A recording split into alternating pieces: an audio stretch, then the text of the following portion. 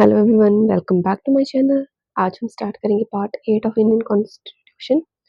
Part 7 को repeal कर दिया गया था इंडियन कॉन्स्टिट्यूशन से, तो उसे हम कवर नहीं करेंगे। पार्ट 8 कवर करता है आर्टिकल 239 से 242 तक। तो हम स्टार्ट करते हैं आर्टिकल 239 से। पार्ट 8 डील करता है एडमिनिस्ट्रेशन ऑफ यूनियन टेरिटरी से, यानी कि यूनियन टेरिटरी की एडमिनिस्ट्रेशन को कौन चलाता है, किस तरीके की कॉम्पोजिशन होती है, इसको ये कवर करेगा। आर्टिकल 239 इज सेम, ये बताता है एडमिनिस्ट्रेशन ऑफ यूनियन टेरिटरी के बारे में। सेंट्रलाइज्ड गवर्नेंस रहती है यूनियन टेरिटरी में, जिसके हेड होते हैं प्रेसिडेंट, यानी कि प्रेसिडेंट जो है वो हेड रहेंगे गवर्नमेंट के। बट किसी भी टाइम पे राष्ट्रपति जो है वो किसी एडजेसेंट स्टेट जो है उनकी उस यूनियन टेरिटरी की, वहाँ के गवर्नर को अपॉइंट कर सकते हैं to act as administrator of that particular union territory. For example, Chandigarh is a UT, उसकी एडजेसेंट स्टेट्स हैं पंजाब, तो पंजाब के गवर्नर को एज एडमिनिस्ट्रेटर जो है अनाउंस कर सकते हैं किसी भी टाइम पे। गवर्नर जो होंगे उनका रोल जो रहेगा यूनियन टेरिटरी और रोल ऑफ स्टेट वो सेपरेट रहेगा, राइट।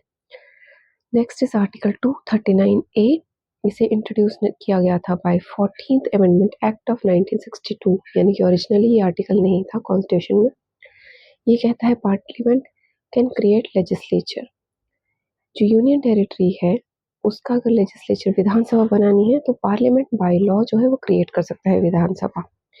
अब ये जो विधानसभा बनेगी ये या तो फुली इलेक्टेड होगी या फिर पार्टली इलेक्टेड भी हो सकती है। इस आर्टिकल के अंदर कुछ एक स्पेशल यूनियन टेरिटरीज को ऐड किया गया था, जिसका एग्जांपल है पुडुचेरी या फिर चंडीगढ़ भी इसी के अंदर आएगा, जिनकी अपनी सेपरेट विधानसभाएं हैं। इन विधानसभाओं के अंतर्गत जो है काउंसिल ऑफ मिनिस्टर की क्रिएशन भी की जाएगी हर एक यूनियन टेरिटरी के लिए, जो भी इसके अंदर आएंगी। 239A और 239AB को ऐड किया गया था bye 69th amendment act of 1991। 239AA बताता है दिल्ली के बारे में, यूनियन टेरिटरी के बारे में। इसके अंतर्गत ये कहा गया कि दिल्ली को बोला जाएगा national capital territory of Delhi, NCT of Delhi, जिसका एडमिनिस्ट्रेटर लेफ्टिनेंट गवर्नर रहेगा। इसके अलावा दिल्ली की एक लेजिस्लेटिव असेंबली विधानसभा रहेगी, जिसका इलेक्शन डायरेक्ट इलेक्शन के द्वारा किया जाएगा। अब जो लेजिस्लेटिव असेंबली है ये क्या क्या करेगी, ये दिल्ली के लोगों के लिए लॉज बनाएगी except for public order, police and land, right.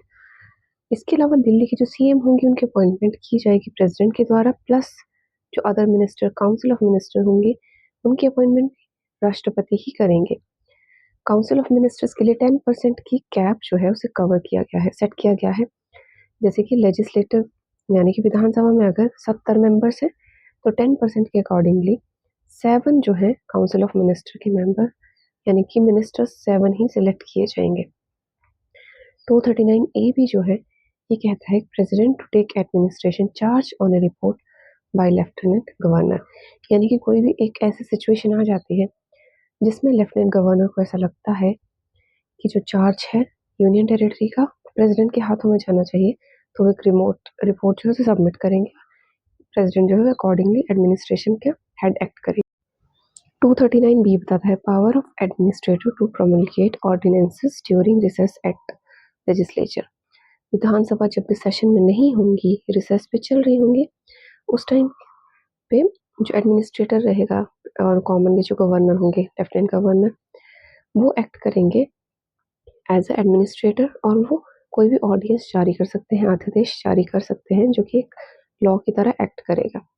But वो तभी लॉ को ऑर्डिनेंसेस को जारी करेंगे जब प्रेसिडेंट जो है उन्हें इंस्ट्रक्शन देंगे, अकॉर्डिंगली जो है ऑर्डिनेंसेस जारी किए जाएंगे। Next is article 240। ये बताता है power of president to make regulation for certain union territories. President के हाथों में ये पावर रहती है कि वो रूल्स, लॉज, रेगुलेशंस जो है वो बनाएंगे सर्टेन यूनियन टेरिटरीज जो मैंने नीचे दी हुई हैं, अंडमान निकोबार, लक्षद्वीप, दादर एंड नगर हवेली, दमन दीव एंड पौंडीचेरी। पौंडीचेरी की एक एक्सेप्शन ये है कि जब तक इसका लेजिस्लेचर जो है वो फुली बिगिन नहीं करेगा फंक्शनैलिटी, तब तक इसके ऊपर 240 आर्टिकल लागू होगा। बट जैसे ही इसका अपना विधानसभा बन जाएगा, लेजिस्लेचर बन जाएगा, तो इसके ऊपर से 240 हटा के 239A जो है वो अप्लाई कर दिया जाएगा, सिमिलर जैसे चंडीगढ़ वगैरह में चलता है। आर्टिकल 241 बताता है high courts for union territory के बारे में। पार्लियामेंट बाय लॉ जो है न्यू हाई कोर्ट एस्टेब्लिश कर सकते हैं यूनियन टेरिटरी के लिए, या फिर एक्सिस्टिंग कोई भी कोर्ट है उसको कन्वर्ट कर सकते हैं हाई कोर्ट के अंदर। थर्ड क्लॉज इसका बताता है कि जो हाई कोर्ट है उनकी ज्यूरिसडिक्शन को एक्सटेंड या फिर लिमिट भी कर सकती है parliament by law.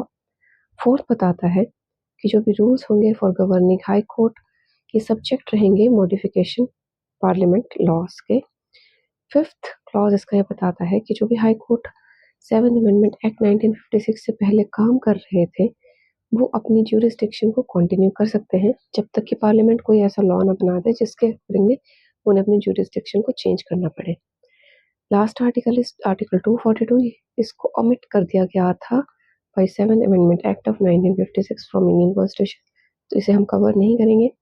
So these are the articles for the day which are covering part 8 of Indian constitution. Complete होता है इसी के साथ। नेक्स्ट वीडियो में कवर करेंगे part 9 of Indian constitution. I hope आपको ये समझ आया होगा। अगर समझ आया है तो चैनल को ज़रूर से सब्सक्राइब करें और औरों के साथ भी शेयर करें। Thank you for watching. Bye bye.